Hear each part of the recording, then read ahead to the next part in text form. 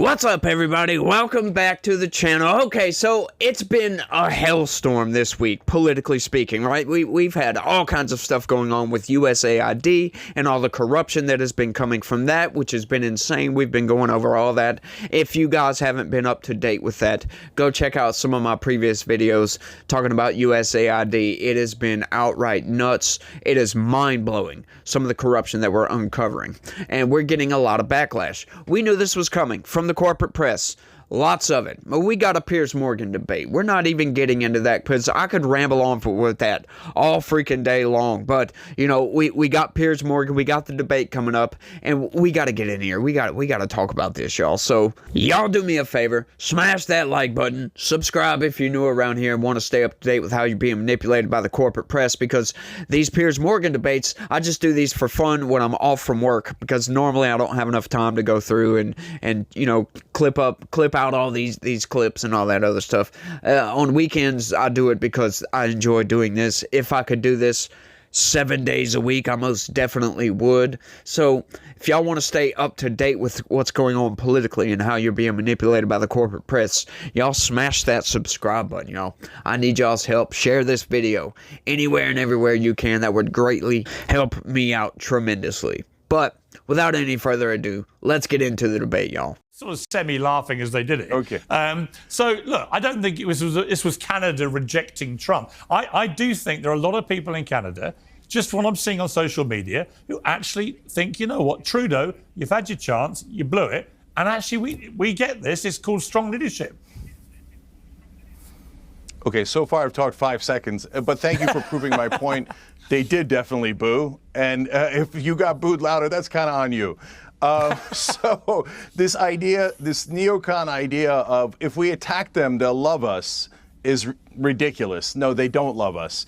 Now, you say also, hey, Trump's been planning for 4 years. But when people said, hey, they're planning to do this Project 2025 for 4 years, the right wing flipped out and said, no way, that's not going to happen. No way. He's not planning at all.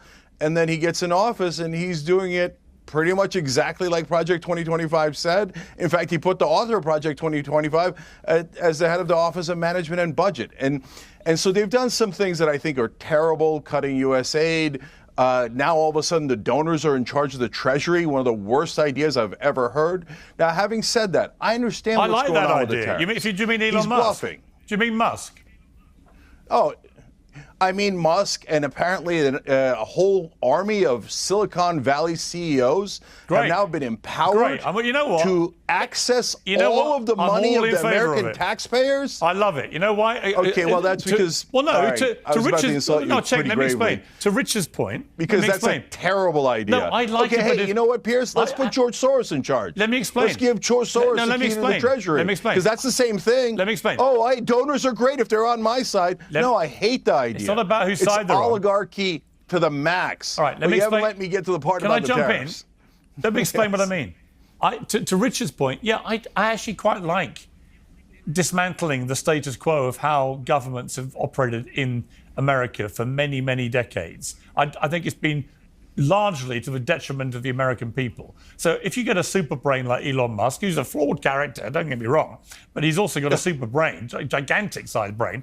You know, for example, in the UK, the National Health Service was a great treasured thing, which we all loved, and we still love the principle of it. But it is literally creaking at the seams and falling apart because a big population now, it can't cope with it. I would love to have a brain like Elon Musk getting stuck into the spending on the NHS and restore it to glory, as he's done to every one of his businesses. So I don't really agree with you. I quite like the idea of these guys ripping into American federal overspending. Why not? And by the way, the American people seem to as well. So they're loving all this. Piers. Yeah, they're loving it until they find a couple of $1 trillion missing. And then they're going to go, oh, he had a big brain, but he didn't use it for us. He used it for himself. So you guys are asking us, and by the way, this is the least populous position on planet Earth. Trust the big brain billionaires. You know who else has a big brain? And the right wing would agree. George Soros, not only one of the greatest investors of all time, but according to the right wing, has manipulated the American government to totally work for him for decades. If that's true, he has a giant brain. Should we put him in charge of the Treasury? No, because just because you're smart, if that's even true, doesn't necessarily mean that we should give you the keys to the kingdom. That is controlling all of the taxpayer money. If they do something on their own behalf, which is a near guarantee, you're telling me all the Silicon Valley CEOs are angels and they would never do anything for their own behalf? They only have pure intentions for the American people. I'd love to see that. The last time I checked, America's what, and it relates to the same $17 trillion in debt? I mean, let's be honest, the conventional way of doing this hasn't been great, has it? But Piers, I'm against the conventional way of doing it. So you're barking up the wrong tree there. I just love to watch where everybody is falling on this position. Okay, so we get Elon Musk. Now, we know that the left can't stand rich people for some reason, right? And I've made the argument in the past before that, just because you're rich doesn't mean that you're evil. I mean, that's just a common sense position.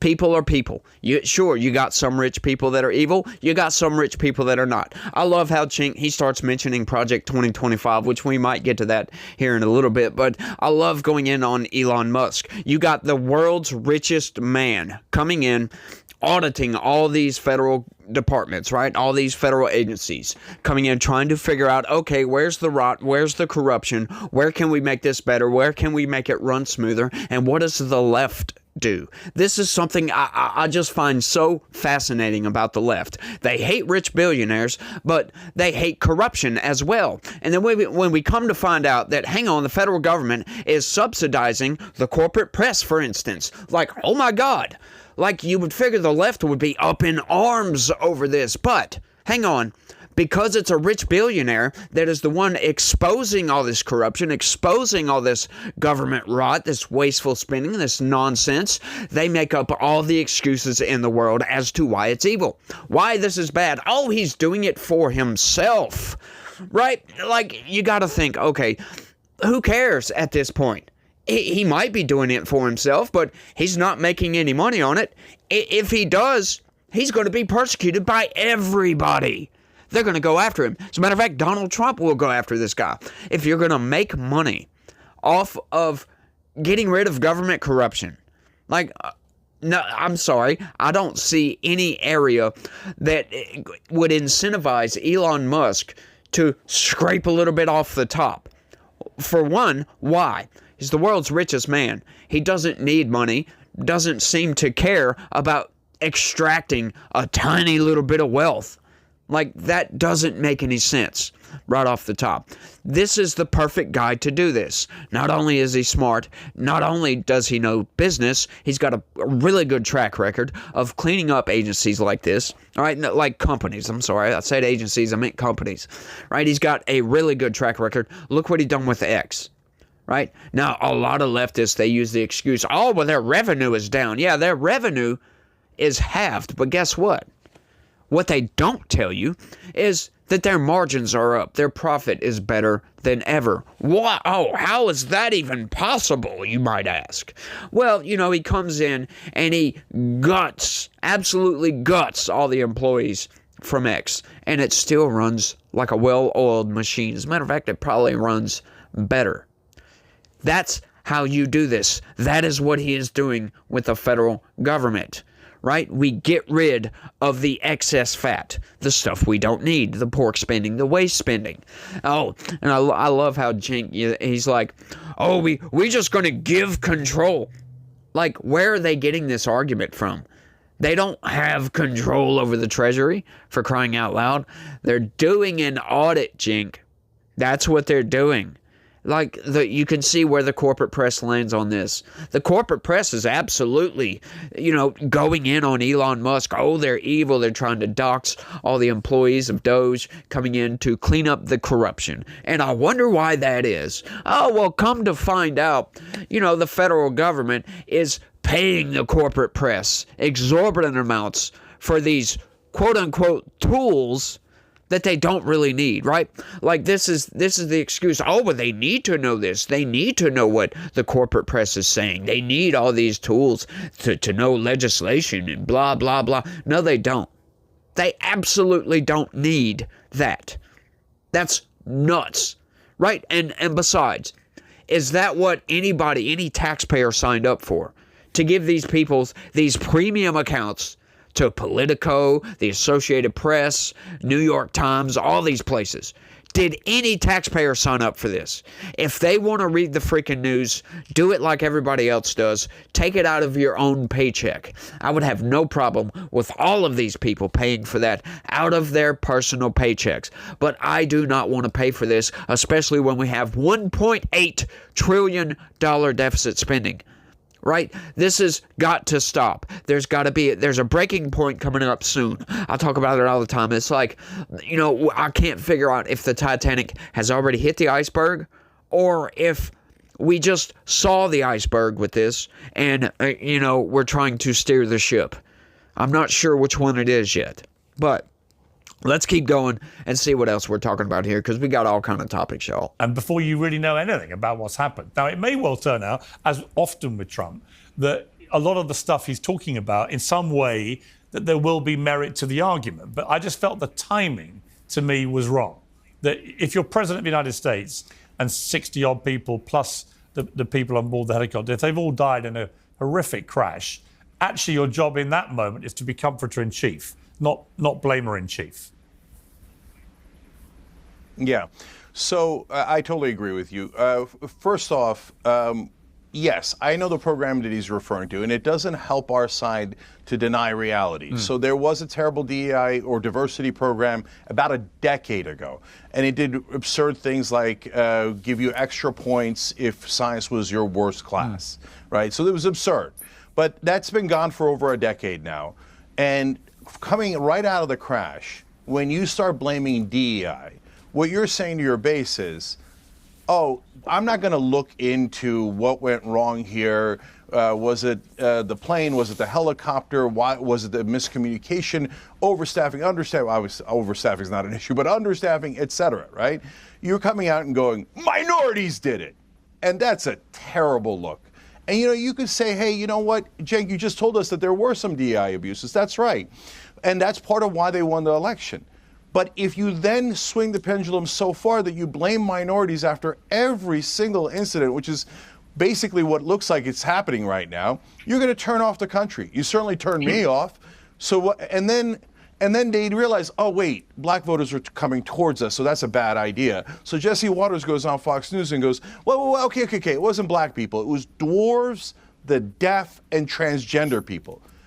You didn't even investigate anything yet, and you're blaming dwarves? It's absurd, and it's going to have the pendulum swing back against you, and the American people are going to go, I'm tired of you blaming minorities and women and dwarves for everything. This is absurd. Okay, so clearly we're talking about the plane crash that happened in Washington, right? With the Black Hawk helicopter flying into that airliner. Well, I partially agree with Cenk right here because, there is merit to his argument here. You don't just get out in front of things and blame DI for this, right? Like, Trump is doing what Trump does, and Trump is who he is, and ain't nothing you can really do about that. Sometimes Trump doing what Trump does is to the detriment of Trump himself. This is why he gets such a bad rap with the left. But what Trump also does, he brings up a genuine argument here that DEI is part of the rot. It's part of the problem in this country, right? Now, apparently, I'm not going to speculate on exactly what happened because I've got my own opinions on this, right, with the Black Hawk helicopter. And personally, I don't think any DEI program or anything in that air traffic control tower would have changed this, to be honest with you. I'm not sure because from just what it looks like to me. It's hard to say this was an accident, but I'm not going to speculate on any of that. But going back to where I partially agree, yeah, you shouldn't come out with this DEI nonsense. But that is also an issue in this country with this DEI nonsense. Not only is it racist, but, the part of the problem is, okay, so we want to be diverse here, right? Which, there's no problem with that. I don't care what anybody says. Diversity is not a problem. It's not a strength, but it's not a problem either, right? If you want to be diverse, sure, fine, whatever. But in the quest for diversity, right, you ignore perfectly qualified candidates because of a certain immutable characteristic that they may have. You say, oh, well, we don't want to hire these people because they don't fit the mold of this, what we want. We want diversity over merit.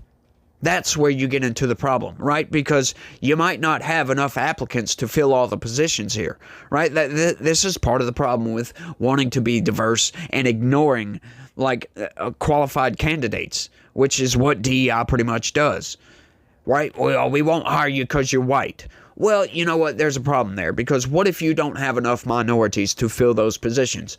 Then you get the situation that we had going on in that air traffic control tower. We only had one guy working. We're understaffed over here because they refuse to hire qualified white people because of an immutable characteristic that they can't change. There's nothing we can do about this. And this is part of the problem here. This is part of the reason why Trump won in November. This is part of the reason why our country is on a path that it does not need to be on. And I'm not going to harp on this forever, but that's an issue that needs to be resolved. And I can't understand the left's logic on this, right? It seems to be a lack of logic. They're trying to make up for past discrimination with present discrimination, and that just doesn't work. Discrimination is not good. We worked really, really extremely hard to eliminate discrimination in this country institutionally, right? Now, sure, we have racism in this country. You're going to have racism regardless. You'll almost never get rid of racism until you get rid of different races, right? Until, I don't know how long it's going to take, but I think personally, eventually, we're going to eliminate races with the human species. If we keep intermingling and all that stuff, eventually everybody will be light brown, right? I'm just slight slanted eyes, light brown, will be homogenized at that point, and you get rid of racism at that point. But until then, there's always going to be these knuckleheaded people out there that think, oh, well, these immutable characteristics are worse than other immutable characteristics. I just don't understand that viewpoint, to be honest with you. But when you bring this into the institutions, it is just a recipe for disaster. You are just looking to destroy something. And that's a very, very, very bad goal to try to attain. But let's keep going, y'all. I have a show of hands. How many of you believe that racism and misogyny played a role in Vice President Harris's defeat? Okay. So that's good. You all passed. Now, Marianne, you put your hand up there. Kamala Harris, let me just put for my 4 pennies worth as a Brit. I'm not American, so it's your country, your election, your candidate, obviously on the Democrat side. But Kamala Harris lost because she was useless. It's as simple as that. I couldn't think of any redeeming qualities she had as a presidential candidate, least of all to beat Donald Trump. Had nothing to do with her gender, her skin color, or anything. It was entirely down to her basic incompetence. So why would you and every single other person on that stage all raise your hands like you're part of some weird Mooney sect to say the one thing guaranteed to turn off an electorate who've literally just voted against wokeism, DEI, and all these other things because they think it's a load of nonsense? Why would you then, all of you, raise your hand and say the only reason Kamala Harris lost was sexism and racism and misogyny? Because nobody with a brain actually thinks that, with respect. Your response? Well, he did not say the only reason she lost. His phrase was played a role. I am an American woman, and so I know what misogyny does, particularly in the political realm. So his phrase was, do you think it played a role? Do I think it was the primary role? No, I actually don't. I think her lack of authenticity, I think the fact that she had been basically appointed, the fact that there were core beliefs that we did not discern, those things were absolutely more major. But the question was, do you think it played a role? And I do. And racism played a role? There is racism in the United States, Piers. Yeah, now, we've had a black president. The American people. Exactly. The American. We had a black president. And by the way, the reason you've not had a woman president is you've had 2 dreadful candidates. Hillary Clinton was dreadful, and incredibly unlikable, in my opinion. It's just my opinion. And Kamala Harris was worse, actually. She stood for nothing, absolutely nothing. If you took her into the street and said to the 100 members of the public in New York, Los Angeles, Houston, wherever you want to go, and said, tell me 5 things she stands for. And I'd have said the same thing about Hillary Clinton. They wouldn't have been able to answer you. Trump, everybody knows what he stands for. He's the best political messenger or messenger that America's had in modern times. And that's why he wins. Because the Democrats haven't got a candidate who can put up ideas that resonate with the American people. Kamala Harris did not lose because she's a woman or black. I absolutely guarantee. I mean, how do you explain, if that's the case, that you had a record number of Latinos go and vote for Trump, who was being called a racist every 2 seconds, or a much higher number of black Americans, or more women, or more Jews, or more Muslims? I mean, he had everybody gravitating to it. And that had nothing to do with skin color either. It wasn't because he was white. It's because he was actually resonating with the public about the economy, about immigration, and about wokeism.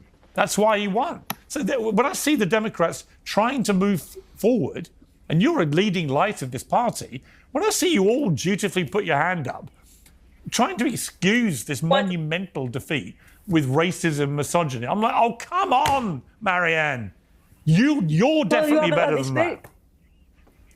Well, once again, I'll just stop that. He said played a role. I wanted to go kind of like that. It certainly did play a role. But what you just said was that President Trump is the best messenger. A liar is not a good messenger. The president has lied about many things. The president is implementing an authoritarian agenda as we speak. So when you say he's the best messenger, some of the worst figures in world history, some of the people who did the most damage as political leaders were charismatic messengers. The fact that someone is a charismatic messenger is separate from whether or not their message is ultimately Well, let me give you 2 examples. Okay, so that, to me, that is the biggest cop-out nonsense answer you could give, right? Like, she's trying to get out from underneath being in the cult, because that's what the cult prescribes. That, yes, this is the reason. Oh, it played a role. Yeah, but if we're being honest here, it played such a minuscule role that it doesn't even need to be addressed at this point, right? This is absolute nonsense. Like Piers said, they learned nothing. They need to stop with playing the victim, playing, the race card, playing all these games with as to reasons why they lost, and look at the facts. She was a garbage candidate. She could say nothing but word salad that made no sense. She used 1,000 words to say a 10-word sentence. It was mind-numbingly just garbage. That's all it was mind-numbingly just nonsensical garbage that she spout. That's all it was, right? And they can't seem to learn this. It's also the policies, right? There's a lot of policies with the left that we don't like playing the victim constantly, blaming my racism and blaming my discrimination and all this other stuff, right? Blaming, DEI, we need to be equitable and all this other stuff. And, getting away from merit-based. People like merit, right? People like to be successful. People like to see success. Look at the hero's journey, one of the most popular, I guess you could say, blueprints for movies that people latch on to time and time and time and time again, and that is meritocratic, right? We should be a meritocracy in this country. The best man gets the job. But they have learned absolutely nothing from their loss. You can see this by listening to how they speak about this. Oh, it's my racism and this and that. And it's just, no, that's not it. People in this country, for the most part, they're scared to be racist, right? Before that insult became so watered down that it holds no weight anymore, calling somebody a racist. Nobody wanted to be a racist at this point. You don't want to be called a racist because then you get canceled, y'all. You just get outright canceled. But they've watered it down so much it doesn't even matter now. So, no, that's not it. Yes, we have racists in this country, but they refuse to admit that we've eliminated racism and discrimination from the institutions of this country. We did. at one point before all this DEI nonsense started taking over and trying to rot all that work since the 1960s that we've made. We've made so much progress in such a short amount of time. And the left currently, they're trying to do away with all of that. And that is part of the problem. People are seeing the end result of some of these policies and they're like, no, we've got to stop this. We've got to do a hard stop, turn around, go back the other way. Once again, it goes back to what I say all the time. We need progressives. We need both sides. It's not just a dichotomy just to get people to fight each other. That's not it. Right? I mean, there is some of that going on, mind you. There's always a psyop within a psyop within a psyop, right? But we do need that dichotomy in this country because, we can't stagnate, for crying out loud. And if you let conservatives just have reign over everything, we'll stagnate. Hey, that's the harsh truth. Any conservatives out there, I identify as a conservative, for crying out loud, right? That's the harsh truth. We'll stagnate. We'll just bloom. Blanket. So we need progressives. We need the people like Cenk Uygur. But Cenk Uygur, I think he has the answer to this as to get their popularity back. We need progressives. We need to progress society. But we need both sides, right? We need the progressives to show us where to go. Conservatives to tell us how to get there and if we're even going to go there in the first place. And once again, with this DEI nonsense, that is conservatives coming to a hard stop on that and saying, no, we're not going to go in that direction. Pick some other social justice issue to go after, and then let's work those ideas out, right? So, but I think Cenk Uygur has the answer to this. Populism. Get rid of the establishment, because that is nothing but corruption, just nothing but rot for this country. And that is the direction Democrats wanting to go. Look what they're doing with this AID nonsense, right? With all this Doge crap, right? Elon Musk, they're all coming in, trying to root out corruption, trying to make the government more efficient, trying to make it work better for the American people. And what are Democrats doing? Every single thing they can to stop it. That is insane. That is because the Democratic Party is ran by the establishment, and the establishment is part of that corruption. So they want to keep that corruption going. They want to funnel all the money to their billionaire buddies and to their rich buddies, and then tell you, oh, we're fighting the billionaires, y'all. We got to stand up against the billionaires, and then they do nothing to stand up to the billionaires. They just tell you that that's what they're doing. That's the establishment. The populist left, they've got some really good ideas, in my opinion. I agree a lot with Cenk Uygur. I think I agree more with Cenk Uygur on a lot of things than we disagree on a lot of things, which is crazy to say. Right? I've been watching a lot of the Young Turks lately. I agree a lot with Cenk Uygur. Now he's got Trump derangement syndrome to a degree. He gets these ideas, and sometimes, and I can't stand it that he does this. I would like him a lot more if he didn't. But he takes the corporate press narrative and just runs with it, like saying that, oh, Elon Musk has control of the Treasury. Why don't we put Soros in charge of the Treasury? No. Right? Like, no. I know he was using that as just to blow off the argument, just to show how ridiculous it is. He doesn't really want to put George Soros or his son, I forget his son's name, Soros, in charge of the Treasury. But what they're doing is cleaning out the corruption. That's what they're doing. Yeah, sure. Do they have access to sensitive information? Yep, they kind of have to go in and look at everything that they've been doing. What they've done with USAID is monumentally great for this country, showing the corruption, showing the rot, showing how 97% of their budget was funding left-wing causes in other countries. Like gender studies over here and DEI programs over here. It's all nonsense. We don't need to be funding these things. Right? And that's not even to mention the CIA working out of USAID. Scraping off some of that funding to fund their regime change war stuff. Right? Like all that evidence, I don't talk about that a lot because all that evidence hasn't come out from Doge yet. So I'm holding my tongue on all that before I try to state it as fact. So put it that's just speculation at this point. It's conspiracy, if you will. but it's probably going to be true. That's all I'm saying. But what is happening right now is very, very good for this country. Doge is very, very good for this country, and it's so telling. Like, who is outright arguing against all this? It is very, very telling. And it proves Cenk Uygur to be right, that the Democratic Party is run by the political elite class in this country, the establishment, and they don't care about you. They don't care about their base, because they know they've got a cult-like following, and these people will vote Democrat. They'll vote blue no matter who. Right? Just look at the scandal that went on with Act Blue, for crying out loud. Act Blue, that was a huge scandal, but it got just brushed right over. Corporate press never mentioned it. But, you know, I think I've rambled on for long enough. I think I've made my point quite clear on this one. I want y'all to do me a favor and smash that like button. Subscribe if you're new around here. And y'all, let me know what y'all think about all this down in the comment section. Let me know, am I wrong? Am I right?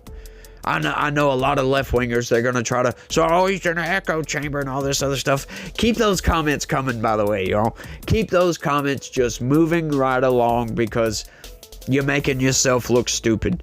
You're playing yourself. I'll put it that way. That's what you're doing. You're exposing what you're getting behind over here. You're exposing that you don't care about this corruption that the government's doing. You don't care that they're wasting your taxpayer dollars on nonsense. You don't care about that because evil orange man. So keep those comments coming. You're exposing yourself with every single word, and I'm loving it, y'all. Just outright loving it. But y'all let me know what y'all think. That's all I got on this one. I want to thank everybody for watching. And y'all try to have a good day. Stay legitical. Peace.